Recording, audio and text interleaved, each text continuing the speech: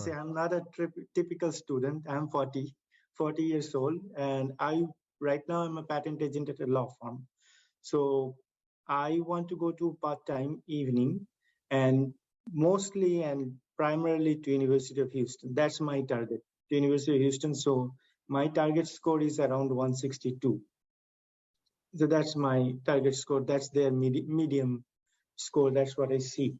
So, and right now, time is a problem, but like I can get like in time fashion, I can get around say 18 to 20, both in logical reasoning and in the games.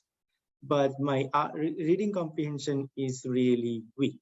That's my weak point, and I want to improve it so that I can get where I want. I want to at least get something like 20 out of that, out of 27 questions, 27 or 26 questions, and so yeah, that's okay. my weak point, basically reading comprehension. Okay, what does your current reading comp approach look like? So something around 15 to 17. And I mean, your approach. How do you, what does your approach look like? What's your strategy? So I didn't had any, like I looked at your videos, but I'm trying to move to that strategy, but I wasn't using that. So my strategy is doing each starting from passage 1, 2, 3, and without going into the difficulty, like not looking at the passages before, just start passage once, finish it, and attempt the questions in order they're given. So that's how I was doing. And right now I cannot finish the 4 passages. So something like 3 passages that's I can finish in time. I get like around 30, by 30 minutes, I'm done with the 3rd passage. So kind of I don't get any points from the 4th one, like other than typical guessing. I understand. Okay, where do you think that you're losing time? Probably reading the passage, reading the passage and trying to, I've spent probably more than 3, definitely 4 minutes, 4.5, I'll say, typically in reading the passage. Okay. Now, when you read the passage, do you devote equal attention to the every part of the passage? Yes, till now I have been doing that. But okay. But here's the thing. So not every part of the passage is equally valuable, right? Mm-hmm. So certain sections we want to focus more on than other sections we want to focus less on. And typically where we want to focus less is the details. Okay. Because they're going to be hard to absorb in the moment. And a lot of the questions won't actually address the details. So if you want to solve main idea, primary purpose, passage organization questions, you'll find those not in the details, but in the areas where the author provides their opinion. And then we can look at how they go about making their argument to know the organization, but we don't actually need to drill down into the details until we get to the detail-oriented questions, at which point we can go back to solve them. Okay. Yeah. Okay. Yeah. I'll try to follow that. I'm trying to read that in that fashion, like speed up when there is, examples type of thing. Good. Good. So if you do that, then you can go from 4.5 minutes on the initial read of the passage, maybe down to 3 minutes. And if you could shave off 1.5 minutes for for each of the 3 passages that you're doing in currently 10 minutes, you would have sufficient time to solve the 4th. Okay. Yeah. That alone would solve your issue.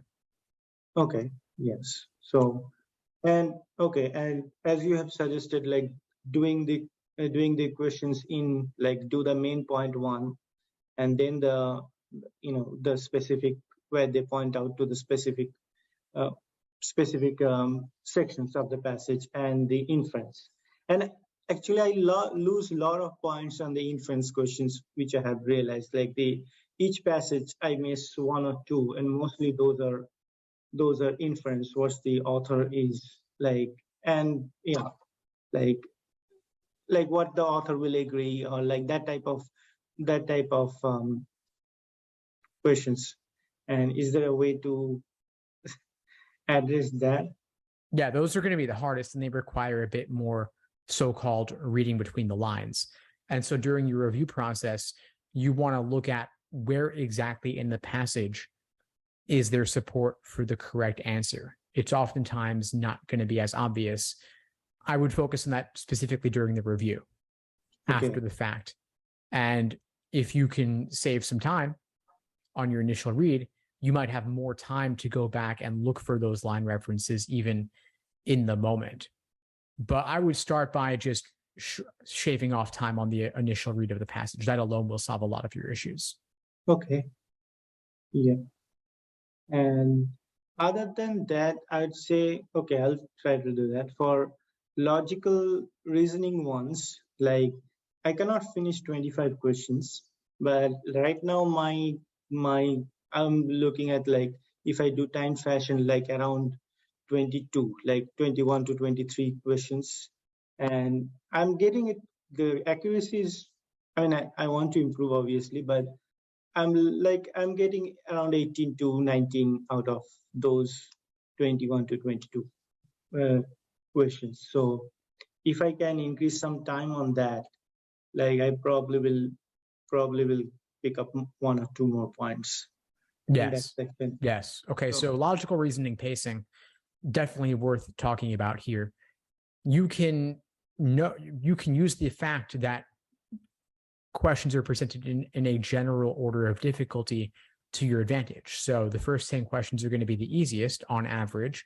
So I would complete those faster to allow you to build up a time bank to solve the tougher questions that come later. So you might aim to do the first 10 questions in approximately 10 to 12 minutes. Okay. And then you'll have more time for the tougher questions that need it. Another thing I'd think about is flagging the difficult questions you encounter in the moment where you feel like you're not making headway. So for example, if question 18 is a very long parallel question, you may want to just flag it and skip it and come back to it later at the end, which will prevent you from getting bogged down on that question when you haven't even yet addressed later ones that might even be a little bit easier for you. Okay. So, okay. And do the first 10 faster, speed up there, and then, okay, flag it. Yeah.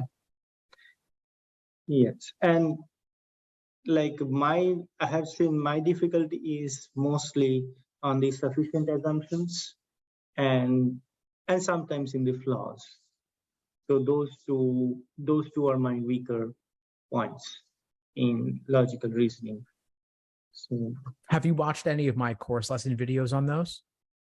No, I've been focusing on the reading comp till now, but I will do that. Okay. Check out the full-length class recordings I've done on those question types, because there's a lot to say about them. I mean, I've taught 5 classes on flaw questions alone.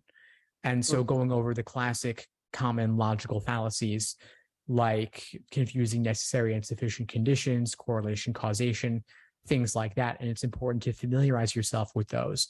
And then from there, I go into actual LSAT questions showing how those flaws apply or may not apply. Sufficient assumptions, on the other hand, are extremely formulaic. They are one of the few types that I might consider diagramming in logical reasoning and involve formal logic, or they can be mapped or diagrammed in a formal logic style with conditionals and arrows and such. And so once you know the formulas, they become easier because you can take a stimulus and map it onto one of those formulas. Okay. And so I'd watch the classes on those as well, where I walk through this. Okay. And for the gains, I would say I miss generally if you replace this rule with something what doesn't, like that type, those questions. Otherwise, I mean, I have got even 23 out of 23 in some cases, but most of the time I'll miss those. Yeah. Yeah. So the rule substitution questions, a lot of students have trouble with them because they seem so weird. They seem very unique. And so the counter to that is to drill them. So I would just do a bunch of games that contain rule substitution questions in a row. Just do the setup, do the orientation question, then do the rule substitution question only. And that doing those together in a short period of time will let you better see the patterns in how to actually solve those. I also have a full-length class just on rule sub questions with drills. And so I focused on it because everyone asked about it. And so if you just focus on that with the drills and with the class, you'll see the patterns in how to solve them. Okay. Okay, so look at for both logical reasoning and this game, look at these classes and do the drill it, like do the orientation and the rule substitution one after another to and if you after our call you can go into the course and look at these videos I'm mentioning. If you can't find any, just email me and I'll have my team send you the links. Okay. Those were and other thing is like how to, like there are so many videos in this course, like how to navigate through the course and like how to best utilize it for my for my goal. Sure. So I have the study plan section of the course. That's my default recommendation for how to build a strong foundation in each area. Since you're a bit farther along, I'd focus more on the full-length class recordings for specific problems. So if reading comp's your number one area, I would say do some reading comp passages and then watch the related videos in the course walking through that passage and associated questions to benefit from the explanations.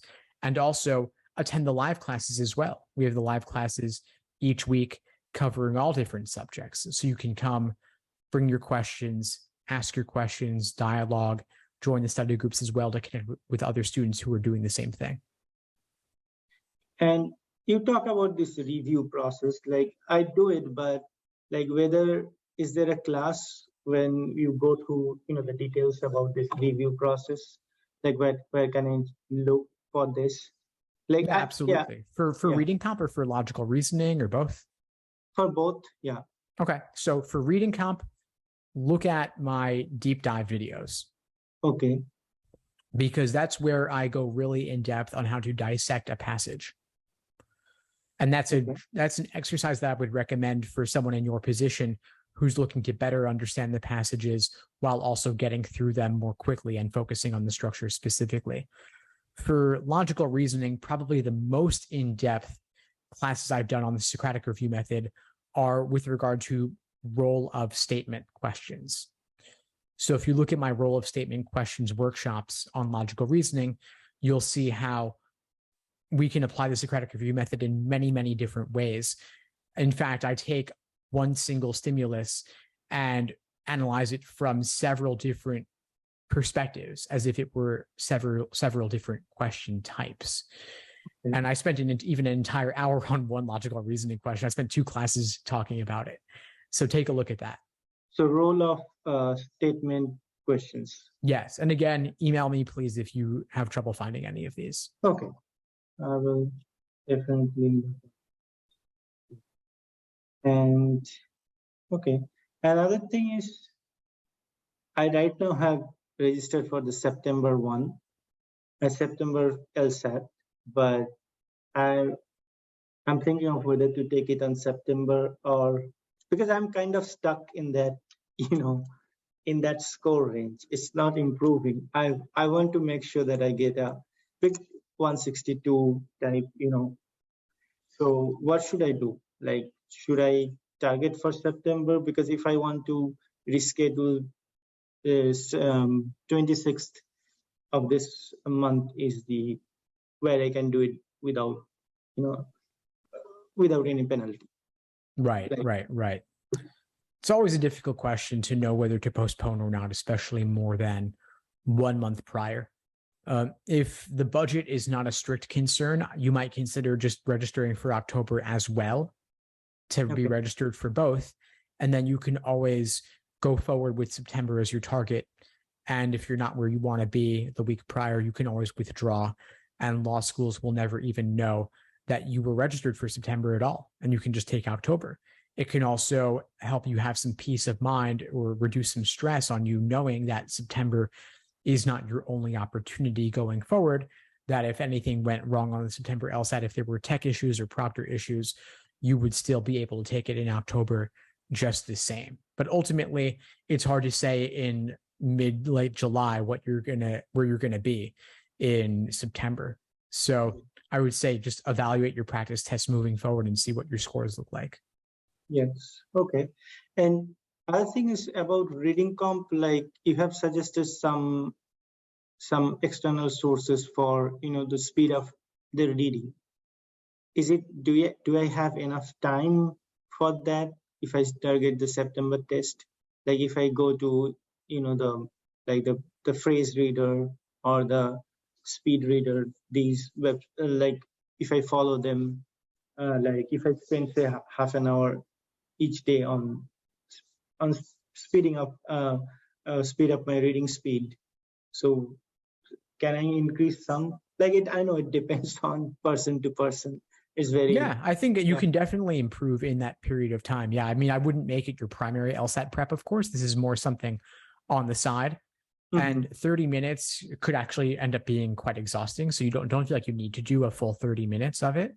Even just 10 minutes consistently could get you some results. I would focus more on the actual LSAT questions and the review there, but I think maintaining a daily habit of somewhere between 10 and 30 minutes would be valuable. Okay. I'm doing that. Okay. Yes. And other thing is the LSAT I'll give. So September, October, that will have four sections, right? Yes, correct. Like 2 and then a 10-minute break and then 2. That's right. Yeah. And that will be the format the LSAT Law Hub has, the exact same format.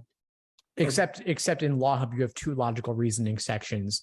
And on test day, it'll be 3 scored sections, 1 games, 1 reasoning, 1 reading comp. And then the unscored experimental section could be any of the 3 types. Okay.